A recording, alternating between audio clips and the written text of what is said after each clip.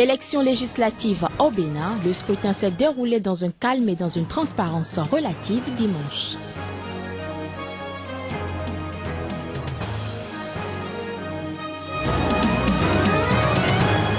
« 3218 morts et 6500 blessés, c'est le nouveau bilan indiqué lundi par les autorités du Népal suite au séisme dévastateur samedi.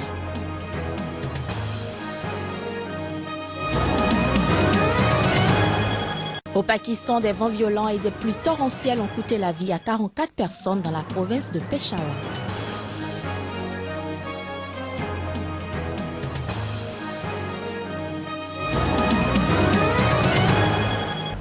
C'était là les principaux titres de cette édition. Bienvenue à toutes et à tous. Nous ouvrons ce journal par le Bénin où les législatives se sont déroulées dans un calme et une transparence relative. À la fermeture des bureaux de vote, les regards sont tournés vers les scores réalisés par chacun, fruit des 2 semaines de travail de ralliement des militants. Reportage. Que ce soit la mouvance ou l'opposition, chacun affiche toute sa sérénité en ce moment précis du scrutin. C'est une stratégie pour se donner de la contenance, quelle que soit la suite des événements. Au niveau de la mouvance présidentielle, on peut rester optimiste face aux tendances qui se dégagent. Les bureaux de vote que nous avons parcourus montrent qu'un sérieux travail de mobilisation a été fait. Et je crois que c'est le peuple béninois qui est en train de gagner. Parce qu'on constate que le béninois est mûr. Et il sait déjà ce qu'il doit faire et il le fait malgré tout ce qui se dit, tout ce qui se fait. Mais c'est sans compter avec l'Alliance AND, un regroupement né il y a quelques mois, mais qui se veut un parti national d'envergure au Bénin. Son président affiche un sentiment imperturbable. Les premiers chiffres qui viennent de tomber nous mettent largement en dessus de tout le monde. Donc, notre souhait, c'est de rafler les 4 sièges. Notre souhait, c'est de rafler les 4 sièges. Et nous sommes en union de prière pour que Dieu nous entende. Pour que les uns et les autres revendiquent la victoire, il a fallu voter. Et là, la démocratie au Bénin a pris un sérieux coup, dénoncent d'autres acteurs politiques. Ce qui se passe sur le terrain, ça ne va pas. Si vous n'avez pas l'argent aujourd'hui, c'est que vous n'avez rien, vous ne connaissez, vous ne pouvez pas aller. Alors qu'il faut travailler et faire développer la localité où vous êtes. Maintenant, il faut prendre l'argent, donner l'argent sur le terrain, aller voter mon parti, aller voter pour mon parti pour pouvoir continuer à nous torpiller dans le pays, à nous gêner dans le pays. Ce n'est pas bien. Moi, je trouve ça un peu bizarre et que, bon, Dieu va nous sauver dans tout ça là quand même. Le Bénin peut se féliciter d'avoir tenu ce pari, celui d'organiser un scrutin impérativement constitutionnel. Les ratés de cette élection pourraient servir à parfaire la suite des opérations, car les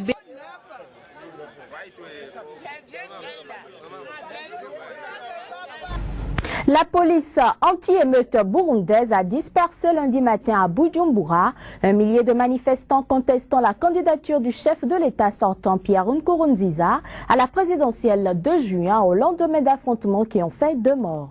Le gouvernement a interdit les manifestations à travers le pays, mais selon des témoins, d'autres manifestants répondant à l'appel de l'opposition et d'une grande partie de la société civile tentaient de rejoindre le centre depuis d'autres quartiers. Avant d'être dispersés, les jeunes ont marché scandant leur opposition à un nouveau mandat du président burundais. L'opposition burundaise qui entend contrer cette candidature avait appelé dimanche à redoubler la mobilisation. Restons toujours au Burundi où des heurts ont éclaté dimanche à Bujumbura entre forces de l'ordre et manifestants qui entendent protester contre la candidature formalisée samedi du président sortant Pierre Nkurunziza. Reportage.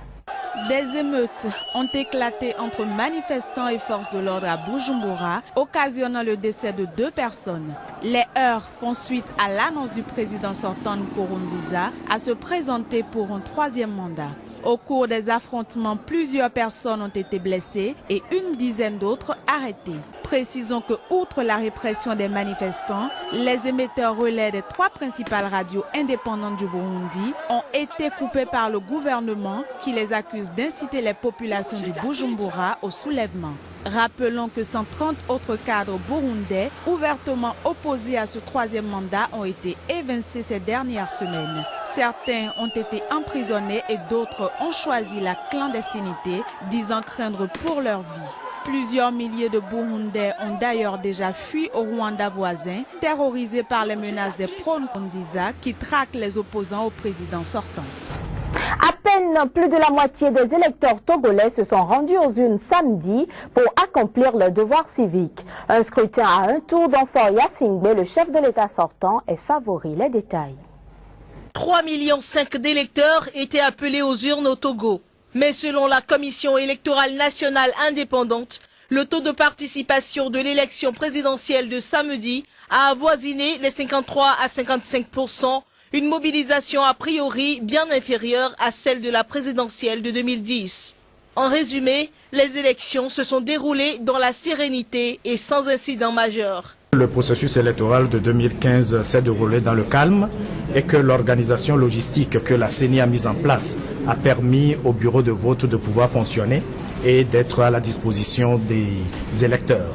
Il faut remarquer un taux élevé d'abstention et certainement ce taux élevé serait dû aux soubresauts qui ont entouré le processus électoral. Certains électeurs, comme nous l'avons dit, qui n'ont pas pu voter à cause de leur omission sur les listes électorales et la difficulté à repérer leur bureau ou centre de vote.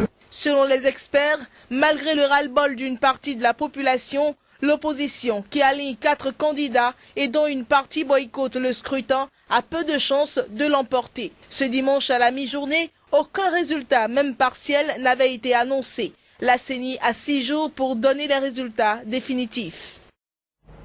Les habitants de la République turque autoproclamés étaient aux urnes dimanche dernier pour élire leur nouveau président.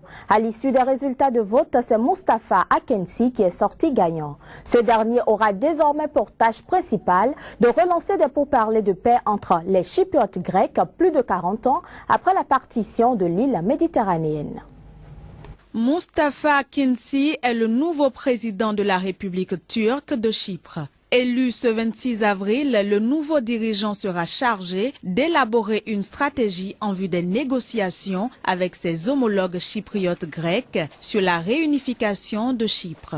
Les Chypriotes turcs espèrent que le nouveau dirigeant saura faire face aux différents problèmes qui minent le pays.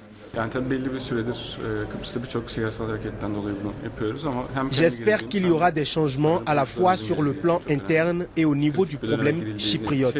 Je m'attends à ce que des mesures soient prises pour que les questions internes soient également résolues. Rappelons que l'île de Chypre est coupée en 2 depuis l'invasion en 1974 de son tiers nord par la Turquie en réaction à un coup d'État visant à rattacher l'île à la Grèce.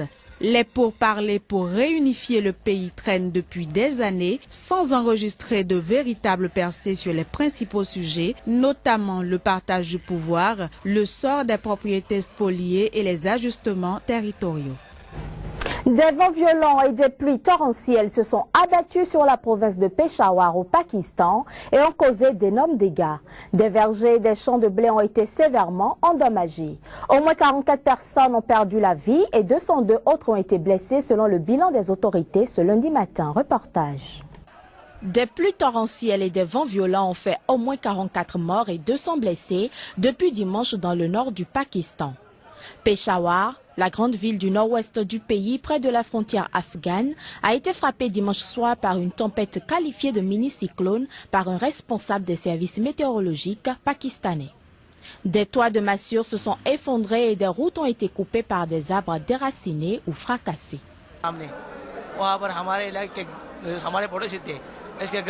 Dans notre quartier, la maison de nos voisins s'est effondrée. J'ai appelé les secours, mais personne n'est venu. Je ne sais pas ce que fait notre gouvernement. Imran Khan demande du changement, mais il n'y a pas de changement. Les maisons sont abîmées. Tout est détruit.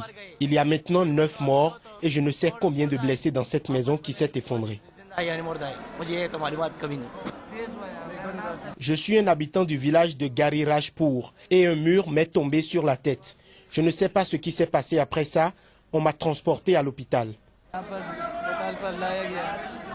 Les autorités pakistanaises qui tentaient lundi de rétablir le courant à Peshawar et dans les districts voisins ont indiqué que les pylônes électriques se sont aussi effondrés. La province voisine du Pendjab, la plus peuplée du Pakistan, a aussi été touchée par des fortes pluies avec des chutes abruptes de grêlons dans la région de la capitale nationale, Islamabad. Rappelons que l'an dernier, plus de 200 personnes avaient perdu la vie au Pakistan dans les pluies torrentielles de la mousson qui sévissent normalement en août et septembre. En 2010, les flots de la mousson avaient affecté 20 millions de personnes, soit environ 10% de la population de ce pays, de près de 200 millions d'habitants. Le séisme dévastateur qui a frappé le Népal samedi a fait 3218 morts et plus de 6500 blessés. Ce nouveau bilan a été communiqué lundi par un responsable népalais. Environ 90 personnes ont trouvé la mort dans les pays voisins comme en Chine et en Inde. Le bilan du drame s'alourdit au fur et à mesure que les secouristes évoluent dans les travaux de recherche. Le tremblement de terre a également déclenché une avalanche sur le mont Everest où une vague de neige a déferlé sur le camp de base. Des milliers de Népalais effrayés et sans logement patientent sous des tentes de fortune. Ceux dans l'attente de secouristes du monde entier qui affluent après le violent séisme qui a fait plus de 3400 morts à travers le pays. L'UNICEF estime qu'environ 1 million d'enfants ont un besoin urgent d'aide humanitaire. Comme leurs parents, ils dorment dehors. À cette allure, les risques de propagation de maladies sont élevés, au dire de l'organisation spécialisée de l'ONU. La majeure partie des secouristes font partie d'une unité de pompiers spécialisés dans la recherche de personnes ensevelies, basée à Fairfax, près de Washington. Le programme alimentaire mondial se préparait ce lundi à une opération massive au Népal et espère envoyer au plus vite un premier avion chargé d'aide alimentaire. Un appel de fonds est en train d'être mis en place par l'ONU. Voilà qui vient mettre un terme à cette édition. Merci à vous de nous avoir suivis et retenez que l'information est en continu sur Sika. Au revoir.